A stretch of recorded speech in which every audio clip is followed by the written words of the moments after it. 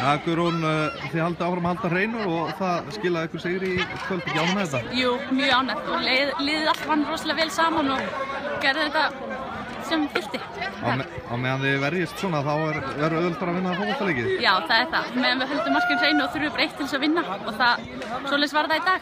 1000 mínútur, það er ekki slæmt aðeins? Nei, það er ekki leiðilegt. Það er, já, eins og ég segi, þú veist, varnarvinnan byrjar upp á topp og það er það sem skila sér hreinu mörkum.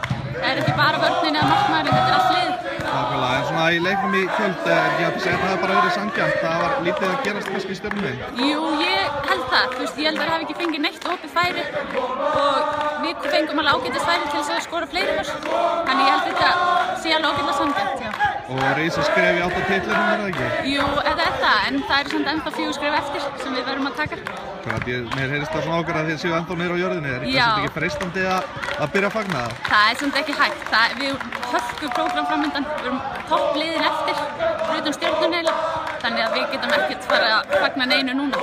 Nákvæmlega, en að lokum kannski maður spila út í þennan stuðning, var þetta ekki eins og var með 12 mannin bara? Þetta var svona 12 og 13, sko, þetta var fáránlegt, þeir eru æðir. Þetta var svona kannski eins og vera heimavelli bara? Já,